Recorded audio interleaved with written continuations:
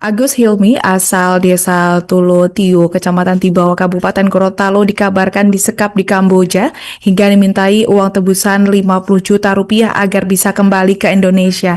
Melalui panggilan video pada Selasa 26 Agustus 2025, Agus menceritakan kronologi dirinya terjerat sindikat tersebut. Diketahui Agus berangkat dari Gorontalo setelah dibujuk temannya untuk bekerja di Thailand dengan gaji 9 juta rupiah per bulan. Untuk informasi selengkapnya akan disampaikan wartawan kami yang telah terhubung dari Tribun Gorontalo, Jeffrey Potabunga. Rekan Jeffrey, silakan laporan Anda. Baik rekan Alinda dan Tribuners dimanapun Anda berada, dapat kami laporkan bahwa Agus Hilmi, seorang pria asal desa Tulotio, Kecamatan Tibawa, Kabupaten Gorontalo, ditahan di Kamboja. Agus ke Kamboja diduga terjebak dalam jeratan sindikat perdagangan manusia. Kemudian melalui via video call WhatsApp, Agus menjelaskan kronologi ia berada di luar negeri.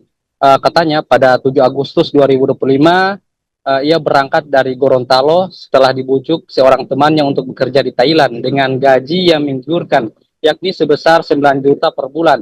Saat berangkat, Agus ditemani kawannya bernama Handi. Namun saat berada di Jakarta, Handi memilih kabur karena curiga. Dalam perjalanan itu tidak resmi, ia dipaksa berbohong untuk mengurus paspor wisata ke Malaysia, bukan paspor kerja. Dengan polosnya, Agus pun akhirnya tetap melanjutkan perjalanan hingga akhirnya terjerumus ke jaringan sindikat. Agus mengaku dirinya memberanikan keluar negeri untuk bekerja mencari rezeki halal. Setibanya di Kamboja, dia langsung dipaksa bekerja menipu orang melalui jaringan online. Di sana, Agus ditargetkan merekrut korban menjadi member. Apabila gagal, Agus akan dikenakan denda sebesar $100 Amerika. Agus pun ingin pulang sebab ia juga diancam akan dijual ke perusahaan lain. Tidak hanya sampai di situ, gaji yang dijanjikan sebesar 9 juta per bulan ternyata tidak ada. Perusahaan ilegal yang menahannya beralasan bahwa biaya tiket dan perjalanan sudah dipotong dari upah.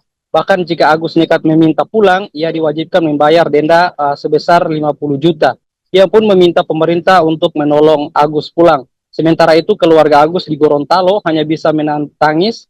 Sang ibu Hadijah Tuli dengan mata berkaca-kaca mengaku sempat khawatir sejak awal kepergian putranya. Pihak keluarga sudah melaporkan kasus ini ke Polda Gorontalo dan berharap pemerintah daerah maupun pusat segera mengambil langkah tegas. Kasus yang menimpa Agus diduga kuat bagian dari praktik perdagangan manusia yang semakin marak menjerat anak-anak muda di Indonesia. Dengan iming-iming gaji tinggi, korban dijebak, diselundupkan lalu dipaksa bekerja ilegal di luar negeri.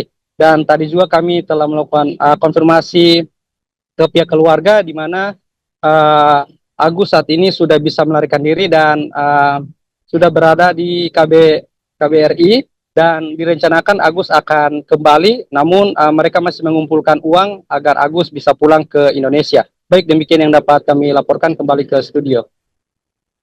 Baik, terima kasih rekan Jeffrey Potabunga atas laporan Anda. Selamat bertugas kembali. Untuk melengkapi keterangan kami, pemirsa, berikut wawancara bersama Kadis Naker Kabupaten Gorontalo, Kisman Ishak.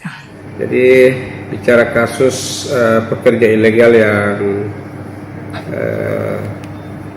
mencari kerja di salah satu negara di Asia ini, Kamboja. Jadi kemarin setelah kami mendapatkan informasi, kita langsung bergerak meminta informasi terkait dengan pekerja ilegal ini. Ya. Teman-teman kita sudah berkoordinasi ke desa, kecamatan, dan kemudian hasil itu kita fasilitasi, koordinasikan ke pos pelayanan pelindungan pekerja migran Indonesia yang ada di Gorontalo. Ya. Yang kemudian hasilnya itu disampaikan ke P3MI, ya, karena kita kan belum ada P3MI di Gorontalo.